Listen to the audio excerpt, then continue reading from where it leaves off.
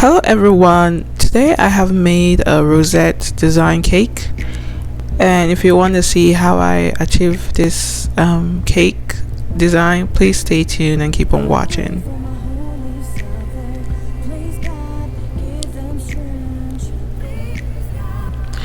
So the recipe for the buttercream frosting has already been posted in a previous video, which I'm going to link so you guys can watch that. So what I'm going to do right now is that is a cardboard, and I put the cream icing on it just to act as an adhesive, and that's the first layer of cake. I'm also going to post the recipe for that cake.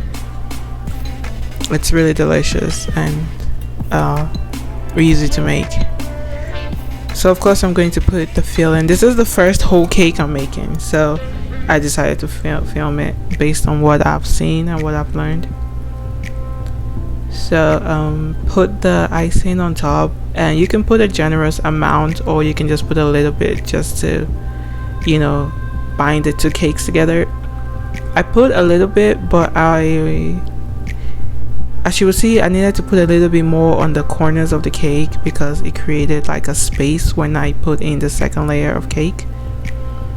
So I just put a little bit on there because, well, the rosette cake uses a lot of frosting. But you will see what I mean by you see that gap in between both of them. So what I did is I went in and added some more frosting there just to cover it up. So for this initial layer of frosting, you don't need to put much. The reason why I actually went in to put frosting on this cake, just like a straight plain frosting, is just so that when I'm putting the rosettes or designing the cake, there are not any gaps. You cannot see any, you know, cake. I want the whole thing to be smooth. You see what I mean? I don't want you to be able to see, like, you know, the cake through the frosting when we're doing the roses around the cake. So just put like a light layer. As you can see, you're going to use a lot of frosting for this recipe or for this cake, so make as much as you can. Whatever is left, you can always put it in the fridge and store it for, you know, the next time you bake. I don't know how often you bake, but even if you do have some leftovers, you can, you know, use the leftover icing or frosting for this cake, as you would see in the next coming clips. So just roughly, you know, apply the frosting. I like to call this is the cement of cake design. So it's kind of what, you know, covers any, you know, imperfection on the cake. So it camouflages anything we don't want them to see. So we're done. That's going to the fridge for like 5 minutes. So now we're going to, you know, prep the piping bag for the roses or the rosettes for the cake. So you're going to use an open star piping pin. This is a silicone reusable piping bag, so it's not as flexible as, you know, the disposable plastic piping bag. So I like to put it in a cup.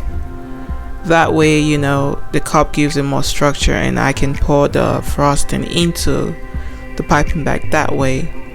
So that's what I'm doing right now, and I'm just going to put halfway in the bag. I'm not going to fill it up. Just put the icing just halfway so that it's not too difficult to carry or it's not too heavy, because, you know, you're going to be doing a lot of work and it's going to require a lot of muscle strength.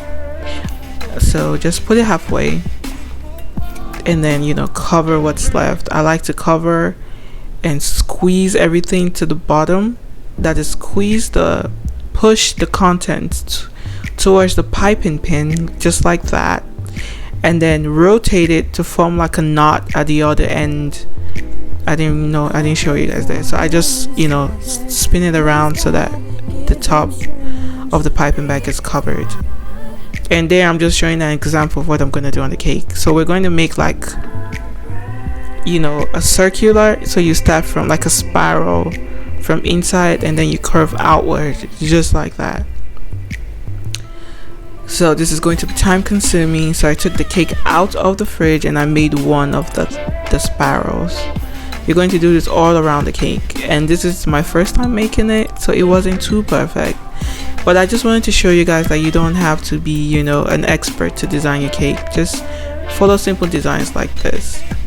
So at this point I had made the cake, made the frosting, and I was really tired, so I made a lot of mistakes, but however I still wanted to show you guys what I did. As you can see, they're not all perfect, but as long as you can make it sparrow, make all of them sparrow, that's what matters, because the cake is visually appealing just seeing those, you know, ringlets around them. So just do that all across the cake, and you can do as many layers you want. I ended up doing 3, although they were not of the same sizes. So you can see that one over there is not perfect, so I did go in and take that off with a, you know, the instrument I had earlier, kind of like a, you know, that knife looking thing that I used to spread the frosting around the cake. Just take that out and scoop the ringlet away and reapply it if you need to. I don't know if I filmed that or if I cut that on tape, but that's how I was able to, you know, get rid of the ones that weren't too pretty. So you're gonna do that across the cakes, and you can overlap them if you want. So you see so you can see why we did that first layer of frosting, just the plain one, just to cover up the cake, so that if anything shows through the rosette, you will not know, you won't see any mistakes, you know, because it's all one color and all. So it's up to you. You don't even have to do that top layer of frosting, but I would recommend that you do some sort of coating before you go in with the actual design of the cake. That way, you know, you don't, most of your mistakes will be camouflaged. So we're done with the first layer. As you can see, it's really pretty. And then of course I increased the sizing because I was getting really tired, but even you will see how it ended up looking to us. So all you're doing is pretty much making sparrows around the cake. So just do that, and feel free to take off any piece that you don't like and reapply. So it might take a lot of practice, but you get there. I wanted to show this top layer because I would imagine that it's like, what do you do when you don't have enough space for the entire rosette to stay? You can go ahead and let the rosette, you know, fall on top of the cake. So if you don't have enough room on the sides of the cake, just make it will fall on top of it and act like, you know, a top layer. So you can see how the top looks not too perfect, but it's okay. Just keep frosting, doing what you can, and the leftover frosting, just go ahead and add on top of the imperfect squares. That way, you know, you don't see too much of the mistakes you made, and it actually looks really pretty when you're done. That's it, guys. I hope I made some sense. If you have any questions, just put them in the description box and I will explain more, or maybe even make another video explaining what I was doing. So this is just to show you that you can, you know, make a pretty cake without having, you know, much of any experience.